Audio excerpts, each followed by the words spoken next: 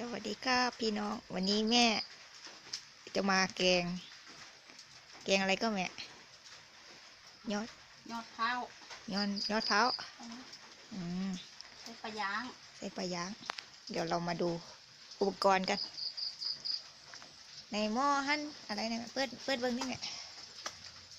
น้ำยานางแม่คั้นใส่ไว้แล้วก็กำลังค้างเนาะให้มันเลือดก่อนอันนี้อุปกรณ์อันนี้อะไรเนี่ยยอดเท้าย อดมะพร้าวโอ้เห็นบ่ขาวจั่วเลย ยอดเท้าอันนี้นี่ผักอีตูผักอีตูอันนี้ปลาย่างบีบไปละอันนี้ผักสะอมกับเห็ดหูหนูผักเน่าบ้านเราผักเน่า ผักเน่า ผักเน่านี่ปลานี่ตัวปลาแล้วก็นี่ก็ฟอกซีรสเครื่องปรุงอันนี้พริกแกงเดี๋ยวเรารอน้ำยานางเลือดก็เราจะได้แกงกันวันนี้แม่แกงให้กินแซ่บใส่ปลาหอม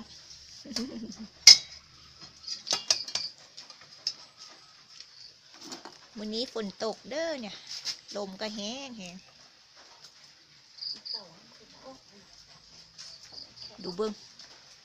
เห็นบ่ตอนบ่ายๆฮ้อนพอมาแมลงลมทั้งฝนแต่ก็อยู่บ้านเฮาแห้งบ่แม่ฝนอ่ะบ่แห้งมีแต่ลมแม่เอาใส่อะไรละอย่าแป๊บนึงใส่เลือดเราบ่ใส่นี่ก่อนเลยดิเท้าเทลงเลย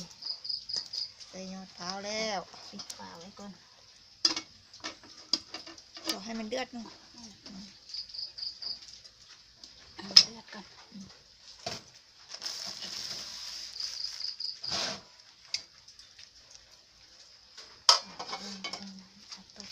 ใส่เตาวันนี้ใส่ทานมันบ่ค่อยแห้งเนาะแม่บ่แห้งเท่าฟืนเนาะมันออกเลยจนชุบพร้อมจะในเลือดไป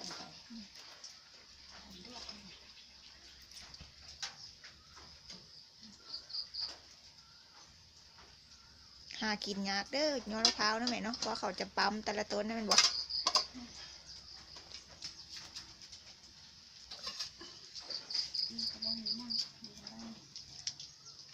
ค่อยซื้อ ตั้งน้อยบ่มีแล้วตั้งน้อยเอาไปเสียบยาวหมดแล้วเด้ก็ได้แกบอกแล้วบ่เป็นไรหรอกสร้างมันเถอะไว้เนี่ย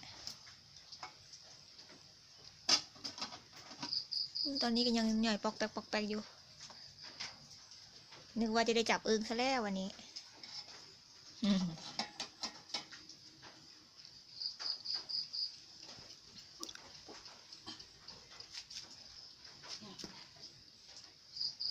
เดี๋ยวเอาค่อยมาเบิ้งที่เวลามันเดือดแล้วเนาะโอ้อันนี้ก็เริ่มเลือดแล้วพอควันออกมาเต็มเลยนี่ก็จะใส่อะไรแม่ปลาย่างเนาะใส่ไปแล้วย่างใส่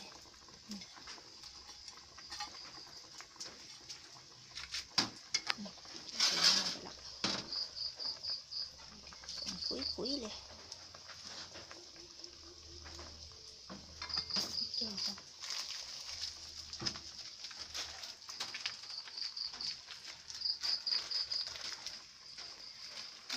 เผ็ดไม่ใส่เลยใส่พริกแกงใส่ไปแล้วพริกแกง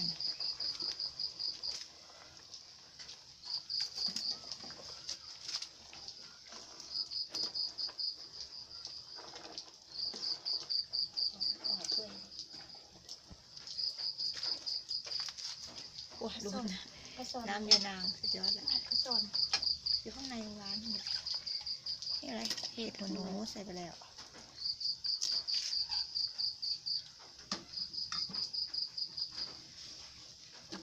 ปลาใส่เครื่องปรุงรส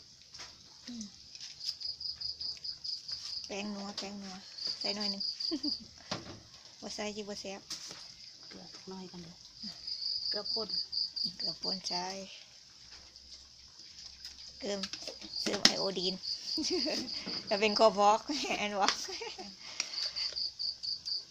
รสดีอีกอะโอ้โหสุดยอด ใส่ทุกอย่างที่มี เติมลงไปแล้วก็ชิมเอา นี่เติมปลาร้า นี่ปลาร้านี่แม่เฮ็ดเองเลยเนี่ยปลาร้าแซ่บคัก คาเซฟด้วยไง ปลาร้าแซ่บ ปลาร้านัว ปลาร้านัว ตะกอก ใส่แต่น้ำ ต้ ต้ น น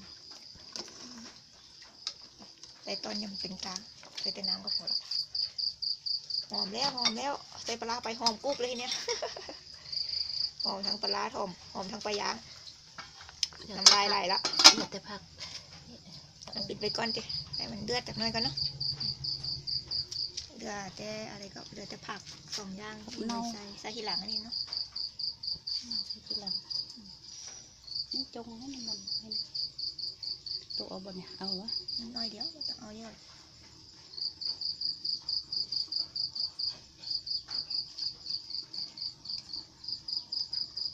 การแบ่งผักอีกด้วย เป็นไว้หน่อยนึง กินบ่คือกัน แถวบ้านทางอีสานเพื่อนก็เอิ้นอะไรผักขาดิบ้านทางเอิ้นผักเน่านั่นแหละคนไทยเรียกชะอมนี่โอ้เดือดพันหอมปุ๊บเลยใส่ผักเข้าไปแล้ว ไม่ได้เสียบไฟบนนี้ดิจะได้ขึ้น เห็นอยู่ยังบนมือเท่าไหร่หอม ร้อนสุก นี่ตักให้เบิ้งเลยถ้าเสร็จแล้วตักให้เบิ้งเลยจ้ะ อีตู้กัน ตบท้ายด้วยใบอีตูหรือเม็ดใบแมงลักเนาะคนไทยเอิ้นใบแมงลักบ้านเฮาก็เอิ้นอีตูกินกับซาบ ให้มันสุก ใส่ซาบแตงยิ่งแซ่บใบนี่หอม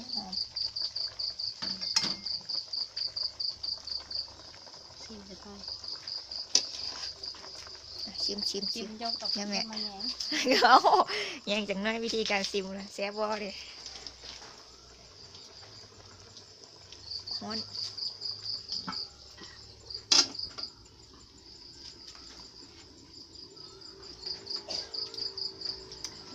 เป็นไงแม่ เรียบ แซ่บเด้อ หวานบ่แม่หวานแมงอันยอดปลาขาวบ่ หวานนี่ หวานอยู่อืม ให้แยงด้วยบก หอมละสุกเริ่มสุกแล้วเดี๋ยวจะได้กินแล้วเห็นบ่คนคุยเลยเดี๋ยวอีกจะเบิดก่อน ตักแซ่บสิเจ้า นี่จะพาเบิงอันนั้นฟ้าบ่เห็นบ่ มืดตึ๊บโอ้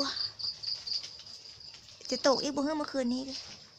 ตกก็ดีจะได้เย็นๆเนาะว้าเห็นบ่อู้เพิ่นว่าพยากรณ์อากาศเพิ่นว่าอะไรพายุจะเข้าทางภาคเหนือภาคอีสานนี่ตกแล้วมื้อนี้ ฮะไฟดับเลย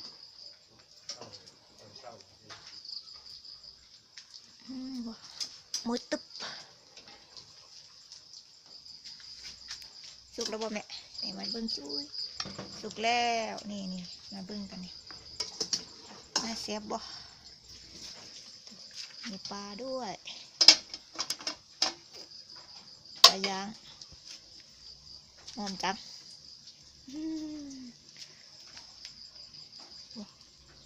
น่ากินบ่ มาเด้อกินนำกัน ไปเข้าไปบ้านไฟดับหรือตาติดบ่ มื้อนี้ก็ไฟดับอีก ฝนตกไฟดับเลยแค่นี้ก่อนเด้อจ้ะมื้อหน้าค่อยมาเบิ่ง กินน้ำกันเด้อ แม่เอิญได้ไหม กินนำกันเด้อเด้ แกงบ้านเฮาเด้อ เดี๋ยวมื้อหน้าแม่จะเฮ็ดอย่างอีกเดี๋ยวมาเฮ็ดให้เบิ่งอีกเนาะสวัสดีครับ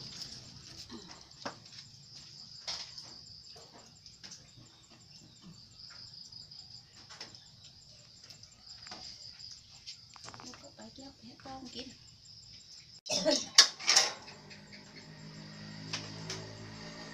ควรยินมันเม็ดมันไม่ค่อยดี มาเด้อมากินข้าวกับพ่อ ให้ซื้อมา เขาเนี่ยนี่เกงยอดมะพร้าวเสร็จหมดนึงเนี่ยควันกุยๆอยู่พ่อกำลังจะกินข้าวไปทุ่งนาไปสูบน้ำเข้านาฝนกระตกบ่ค่อยแห้งเท่าไหร่ก็เลยต้องไปสูบอีกอะแล้วก็นี่ปลาทอดอันนี้อะไรส้มหมูทอด แล้วก็เคี่ยทอด ที่พ่อไปหามาแล้วนี่ก็มักถั่วดินต้ม เสือจะได้ย่างไปนะคะตามตัวเลขกัน มาเด้อกินข้าวกับพ่อเอิญกินไหมเหรอ ทำกิน เออมาเด้อเหรอว้าวเด้อตัวแม่ เอาคนเดียว เออเอิญเข้ากันได้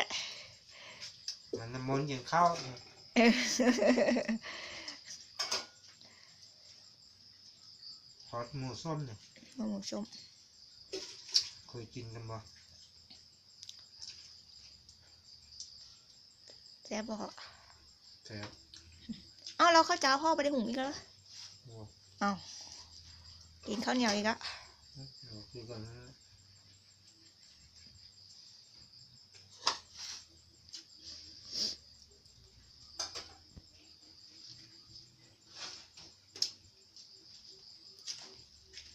เดี๋ยวน้ำใส่อีกหน่อย ให้หนึ่งนิด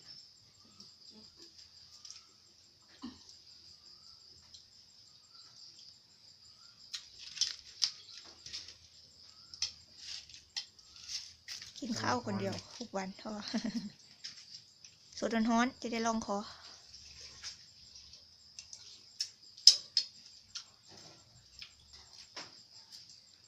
เอาอะไรเหรอ ปลา อ้าวพ่อมาเค็มอีกอะเติมน้ำปลาอยู่นอกก่อน เป็นเค็มเด้อ พ่ออยากเติมน้ำปลาหน่อยนึง กินบ่คือกัน เติมอีกสักหน่อยก็ได้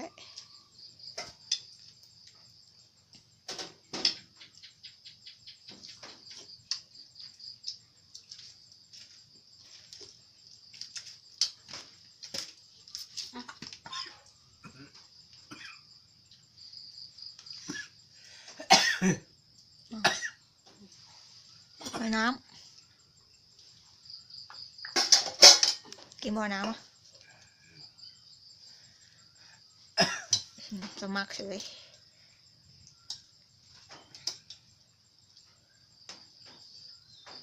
ไปย่างตัวเดียวมานี่เบิดอ่ะตัวอื่นไม่ได้กินแล้ว ดีเราเด๋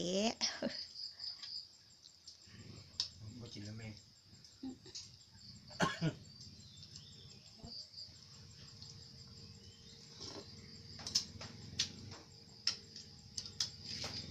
บอลเปรี้ยวเปรี้ยวมึงนอน เอาแล้วพ่อไม่ได้เอาอะไรปิดไปหรือ ไม่อยากกิน มาก้อนฝนเด๋หรือว่ามาหลังฝน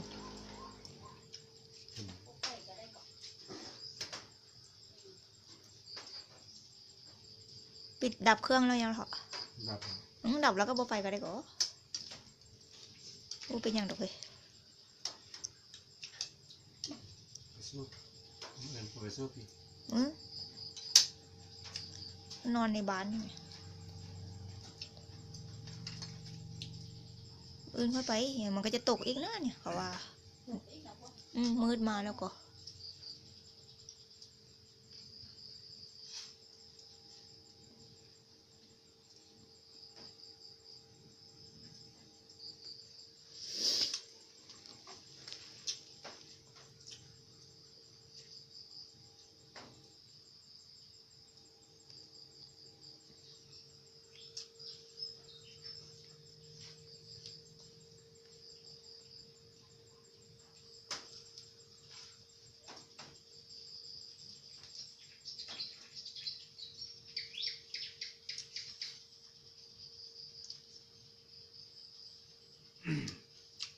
มื้ออื่นก็วันอะไรวันศุกร์แล้ว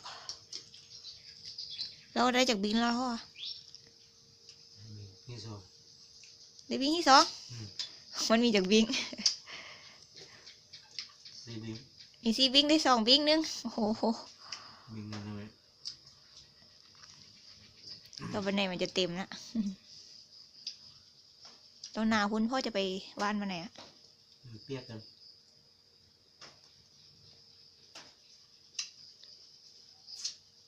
ฝนตกมาแห้งก็บ่ขึ้นเลย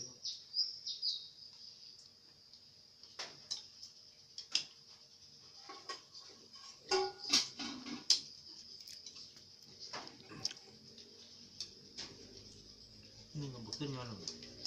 ตกไปวันนี้ ไอ้ลงไปบ้านนั่นดิ ก็จะบอกขึ้นคือกันดีชื่อฝนกัน มันยิงเอาอ่ะขึ้นดีเนี่ย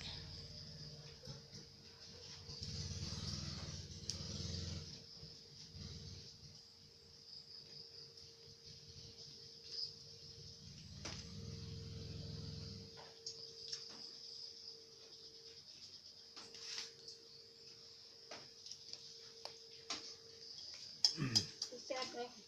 ข้างกับคืนแล้วเหนื่อยไหม อะไรแม่ มันคือหนักแข็งมันไล่คืนเนาะ อันยัง มะพร้าวนะ แข็งนั่นเอาปลาร้าไปใช่ปลาร้า ของใคร ตัว บอใส่แค่เกลือก็พอละใส่แต่ โม เก เม ลื น อ ต์มันเอาเต้ กับ น รสดี เก่งๆหรือมาซอยปุ๊บนี่มัน ใช่เกี่ยวกับอันนี้เกี่ยว ใส่แต่เกลือกับรสดีของเขานะแม่ของเขาสีเหลืองๆก็อยู่ไหนหรอนู่นเหรอข้างหลังพ่อเอาให้แม่นะ เนาะตรงขวดน้ำอันนั้นนะไม่ใช่ เออเขาเนี่ยรสดีเนี่ยเอาวาง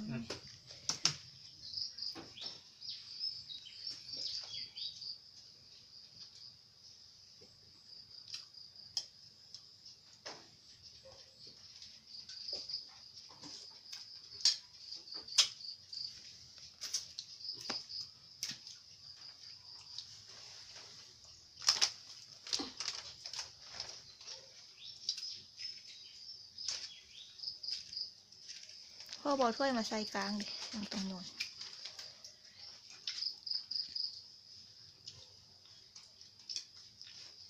มันเผ็ดกว่าอะไรเนี่ยเกี่ยว ฮะ อันนี้รสเผ็ดบอก บอมีแต่สูตรรสดีอันเนี้ย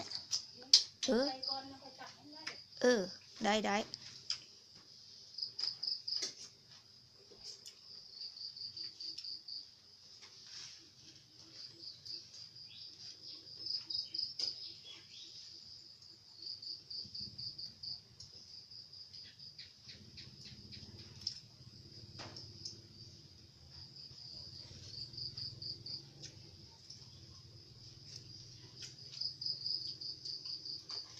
แซ่บบ่เหรอก้มหน้าก้มตากินอย่างเดียวเลย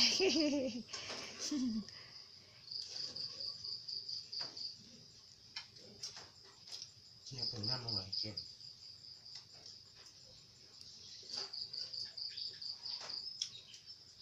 ถอนออกตั้งหลายเข้มเล่มแล้วเนาะ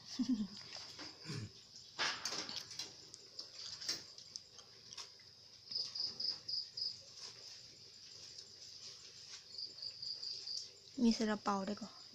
ก็ซื้อให้หรือว่าก็กินขนม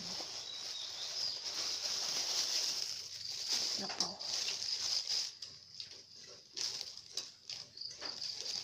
ผมว่าไปออกเป็นออกคนหลายคน อ๋อเดี๋ยว หลายคนเดียว เอาเหรอจับเลยระวังเนี่ยซาลาเปาเส้หวาน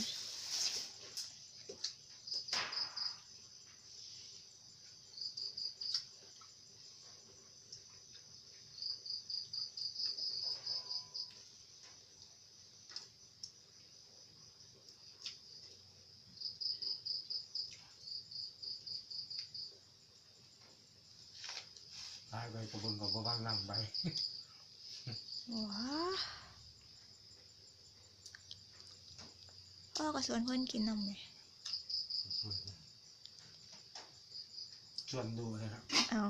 มาเด้อแซ่บๆเลยกินน้ำกันเด้เฮ้ยชวนดุๆหน่อยเนาะหลายคนเด้ เขาพานมาตรงคลองขุด ต้นไม้หักอะเหรองวดที่แล้วก็หักงวดนี้ก็หักอีกอะหลังเก่าฮะเนี่ย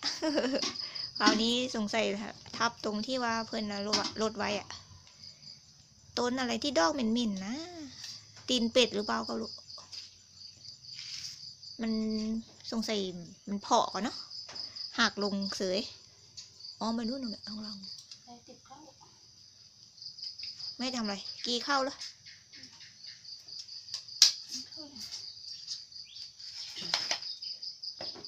เข้าไรเขาเย็นตรงนี้อันนี้กินเอานี่มันอะไร กระเป๋า ทำไมเขาเอง เขาเย็นของเรา เข้าเย็นก็เข้ามา ว่าอย่าไว้กินก้อนเอาไว้ติดง่ายไปติดง่ายใส่เข้าก้อนเลยแต่อุ่นเท่ากันเนาะมันเหลี่ยมันแล้วเป็นแบบอุ่นดุอ่ะ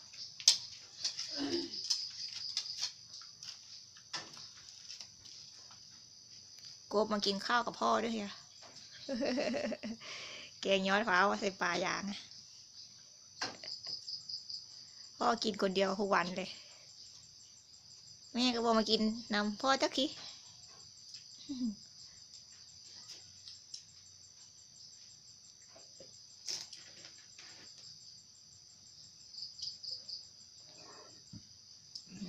ย้ำเอิกเลย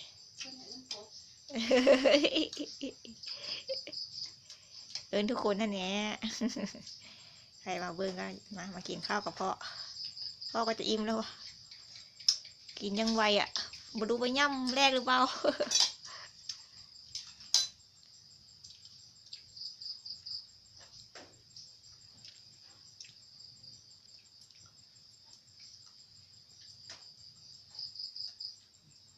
นั่นไฟจะดับแล้ว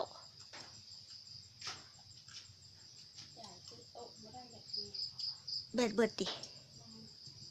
เบ็ดเบิดเสยอันแค่นี้ก็เด้อเดี๋ยวมื้อหน้าค่อยมากินข้าวกับพ่อไหม สวัสดีครับ